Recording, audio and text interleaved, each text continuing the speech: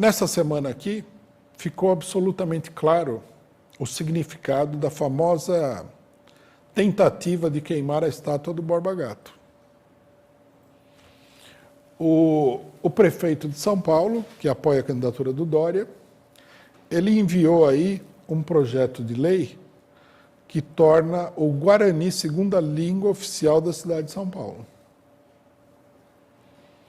Que é para dizer o mínimo, um projeto é uma aberração. Tá? Tudo bem, né, que digamos assim, se a gente levasse a sério a ideia de que o Dória e o prefeito de São Paulo querem valorizar o índio, querem defender o índio, né, uma iniciativa séria nesse sentido seria bem-vinda, embora eu acho que não aconteceria nunca. A situação do índio brasileiro é uma situação deplorável. Os índios, eles vivem numa situação de miséria em todos os lugares.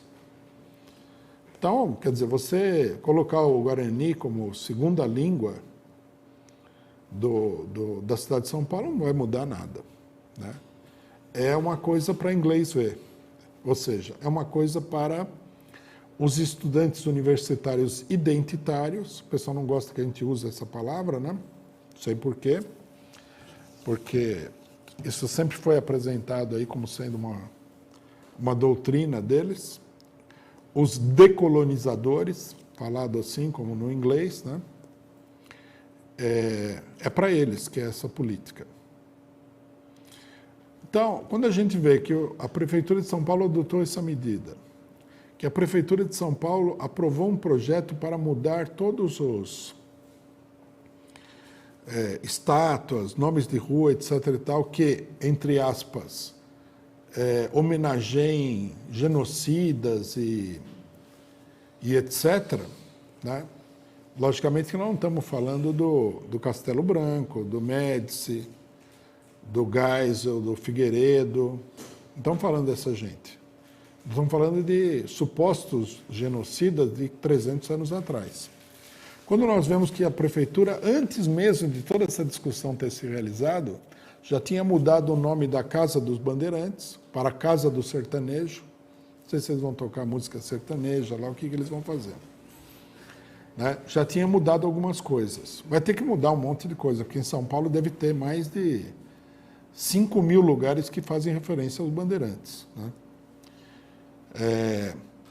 Tudo isso daí, né, está vinculado à tentativa de queima da estátua do Borba Gato. Para que servia aquilo lá? Agora está claro. Servia para dizer que todas essas iniciativas que estão sendo tomadas aí pela Prefeitura, pelo governo do Estado de São Paulo, elas estão sendo tomadas porque é um clamor popular. Vocês não viram que colocaram lá que era Coletivo Periférico, que é um nome que eu acho muito difícil que alguém da periferia desse um nome desse para uma organização. Né? A gente estava comentando, inclusive, era mais fácil o pessoal da periferia falar Comando Bin Laden do que Coletivo Periférico. Mas, enfim, né? Tem gente que acredita nessas coisas aí. Para que serviu? Serviu para mostrar isso daí. Eu não sei se as pessoas que realizaram, né, o ato de queimar a estátua têm consciência do que eles estão fazendo. Provavelmente não tem nenhuma consciência disso. Mas eles agiram a serviço da candidatura do senhor João Dória. Dória quer se apresentar aqui em São Paulo como sendo assim o rei, o príncipe da democracia. Ele e o prefeito criaram Secretaria da Diversidade, já tiraram o projeto contra a violência contra a mulher, para a população LGBT, um monte de coisa. Eles estão numa campanha que é o seguinte: eu não tenho nada a oferecer para o povo. A campanha do Dória é assim. A única coisa que eu tenho para oferecer ao povo, né, parodiando o Churchill, é sangue, suor, lágrimas e muita miséria.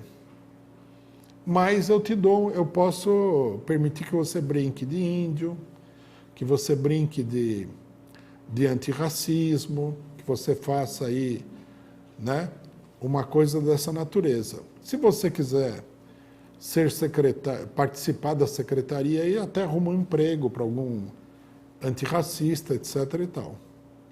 Quer dizer, fica claro qual é o sentido político da coisa. Eu acho importante insistir nesse tema, nós temos colocado sistematicamente, porque essa política é um dos projetos mais ambiciosos de enganação da população que já foram lançados aqui. O negócio da corrupção não deu certo, caiu por terra, né? Não quer dizer que no futuro, depois que o pessoal esquecer a loucura que foi a Lava Jato, etc. e tal, não, até alguns esquerdistas não voltem, porque esses esquerdistas são viciados nesse tipo de loucura. Mas a moda agora é o índio, é o negro, o LGBT, etc. e tal. Isso daí está numa coisa assim completamente delirante. E não é uma luta, em primeiro lugar, não há luta nenhuma. Não há nenhuma reivindicação social real. Por exemplo, no caso do índio, o índio é vítima dos massacres dos jagunços na área rural brasileira. Alguém impede que o índio tenha o direito de se armar para se defender dos jagunços? Não, porque essa esquerda, inclusive, é a favor do desarmamento do índio, do negro, do pobre e de todo mundo. Alguém impede o fim do latifúndio? Não, porque isso daí incomodaria muito a burguesia que faz a campanha do índio, que é uma campanha de brinquedo. Alguém apresenta uma política para tirar milhões de negros da miséria que eles vivem? Não, porque as pessoas que defendem o negro são aqueles que provocam a miséria do negro, o caso do Dória, que lança a população negra numa miséria cada vez mais profunda. Então, quer dizer, é um movimento de brinquedo. Recentemente, uma pessoa veio numa das minhas redes sociais e falou assim, não, isso daqui nossa, que coisa absurda que você está falando, quer dizer que a luta do negro, do índio, da mulher, então, é ruim? Aí eu expliquei, não é que a luta do negro, do índio, da mulher é ruim. É essa teoria, esse programa, esse movimento, que é um movimento fajuto. O índio tem uma luta lá, mas esse movimento não interfere na luta. Veja, por exemplo, que esse movimento ama de paixão o STF. O STF adiou tantas vezes a votação do marco temporal, porque ele está procurando encontrar uma maneira de votar isso daí sem dar na vista, né? Que os índios não conseguiram sustentar o acampamento lá em Brasília e se dispersaram. O pessoal fala disso, está concentrado nisso, mobiliza em torno disso? Não. O índio que eles querem é um índio de ficção, é um índio de brinquedo, né? E depois eles têm uma concepção da luta do negro, do índio, que não é uma concepção de luta dos oprimidos, é uma concepção de conquista de posições de emprego e políticas para uma minoria de negros. Por exemplo, eu vi uma matéria esses dias em que uma pessoa aí, me parece que era um artista do movimento negro, criticava a novela da Globo, que sem dúvida nenhuma merece ser criticada, porque é da Globo, mas eu não assisti, né? Mas o que me chamou a atenção era o raciocínio dele. Ele falava o seguinte, a novela não mostra os negros em posições de poder. Tudo bem, né? Para uma pessoa muito atrasada, ela pode ficar contente que apareça um negro lá no papel de general, sei lá o quê. Mas isso daí é uma fantasia. É para pessoas muito atrasadas. Ou é para pessoas que querem conquistar posições de poder. Que têm condições de conquistar essas posições de poder. Se você mostrar o negro como grande capitalista, como chefe militar, como político, governando um país, etc., se você chegar para o negro o comum, ele não vai registrar isso daí como uma grande coisa. Porque a situação dele não permite. Ele pode até gostar, falar, olha, que legal e tal. Mas isso aí não vai mudar nada. Não é para esse negro que está dirigida a coisa. Para esse negro, a gente teria que estimular a luta. Teria que estimular a pessoa não a se sentir como parte da classe dominante, mas a se sentir como inimigo da classe dominante. Perceber que a classe dominante é inimiga dele. E isso eles não querem. E eles estão numa política, né? Essa política aí, ela domina, porque ela não é uma política dos oprimidos, ela é uma política dos opressores.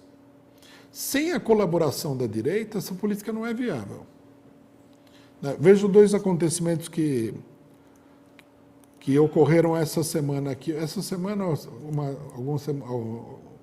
um tempo atrás. Teve uma exposição sobre a África no Rio de Janeiro, em algum lugar, uma exposição ao ar livre. Aí colocaram lá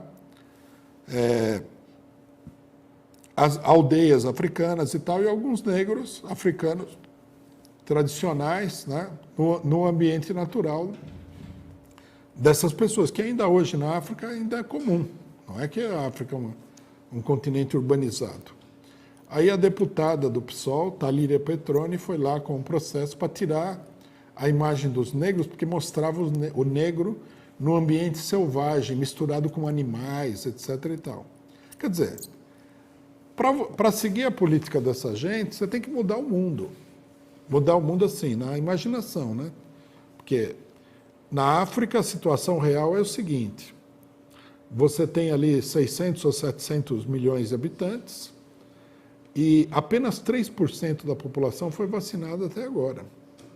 Essa é uma realidade. Se o cidadão mora num lugar que tem cabra e tudo mais, isso aí não vira nada. O que a gente precisaria mostrar não é o negro de fraque e de cartola. A gente pode mostrar que na África o pessoal só tem 3% de vacinação. Isso precisaria mostrar. Precisaria mostrar que a África é o continente onde mais as pessoas morrem por mais diversas doenças. Onde existe uma grande proporção da população passando fome. Onde se localizam uma parte considerável, se não a maior parte das guerras no país, que é um campo de teste para as armas dos países imperialistas. E assim por diante, que a população vive numa miséria espantosa enquanto o imperialismo roubou petróleo e os minerais da África e promove guerras para dominar esses recursos naturais. Isso que é importante mostrar. E não colocar um negro, né, numa exposição do lado de uma maloca, vestido de terno e gravata, porque isso daí não é realidade. Tá? O cidadão que mora naquela maloca, que mora no meio do mato, ele tem que ser uma pessoa, né, com as suas próprias características. Outra coisa que aconteceu também é o seguinte: uma editora publicou um livro sobre a vida do Luiz Gama, um livro infantil. E no livro, Luiz Gama, para quem não conhece, foi um advogado negro, né, aqui em São Paulo. Ele veio do Nordeste, veio da Bahia, como escravo, e ele foi comprado, né, por um dono de escravos que, de uma maneira excepcional, educou ele junto com os filhos. Então ele era um homem culto, né? Ele já veio de um ambiente também mais desenvolvido intelectualmente. A mãe dele tinha sido militante política, tudo mais. E ele se transformou em advogado. Ele tentou conseguir um diploma no Largo São Francisco, mas não conseguiu. Foi tão hostilizado que ele não conseguiu o diploma. Ele teve que abandonar o curso.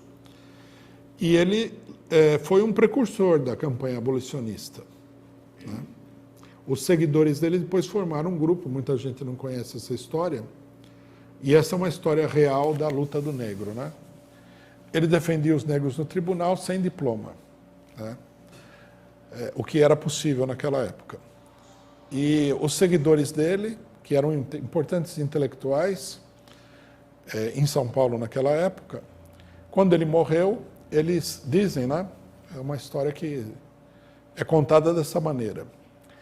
Eles fizeram um juramento de não se dispersar e criar uma organização e não se separar até que a abolição estivesse terminada no Brasil.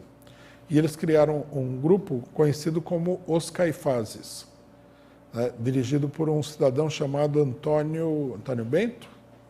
Acho que é Antônio Bento, branco, né, no caso. E esse grupo provocou várias rebeliões de escravos nas fazendas do interior de São Paulo. Criou o famoso quilombo do Jabaquara, aqui em São Paulo, onde eles pegavam os negros que eles rebelavam, ou eles tiravam das fazendas, ou tiravam do mercado de escravos, colocavam no quilombo para eles descerem para Santos, onde eles eram embarcados para o Ceará, que foi o primeiro estado que acabou com a escravidão no Brasil. Então, uma pessoa importante. Aí escrevendo um livro sobre a vida dele, onde a pessoa fala que porque ele veio no navio para São Paulo, né? Criança. Então fala que ele e outras crianças, num dado momento, brincavam no navio. Não sei se... Nunca ouvi falar se eles brincavam ou não brincavam. Mas por causa dessa pequena passagem, o pessoal pressionou a editora a recolher o livro e censurar essa passagem. Só para ter uma ideia do que está acontecendo, né?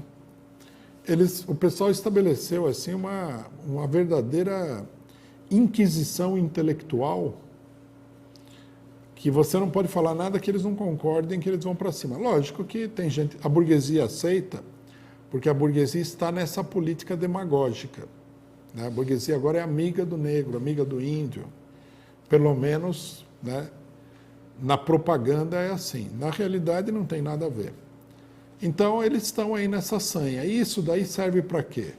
Serve para opor uma parte da esquerda ao movimento social, porque isso não é um movimento social. Serve para opor ao movimento reivindicativo. Isso daí é financiado pelo imperialismo. A maioria dessas organizações negras tem financiamento da Fundação Ford, da Fundação Ford, leia-se CIA, né? Da Fundação Open Society, do George Soros, um dos maiores especuladores mundiais, e outras pessoas democráticas como essas daí que promovem a destruição de governos pelo mundo afora, que foram os autores do golpe de 2016 no Brasil. Por isso que essa política, ela não pode ser considerada como uma mania inocente, nem como uma confusão inocente. Há pessoas confusas, sem dúvida nenhuma que há, muitas. Mas a política não é determinada por essas pessoas. É preciso combater e denunciar essa coisa toda.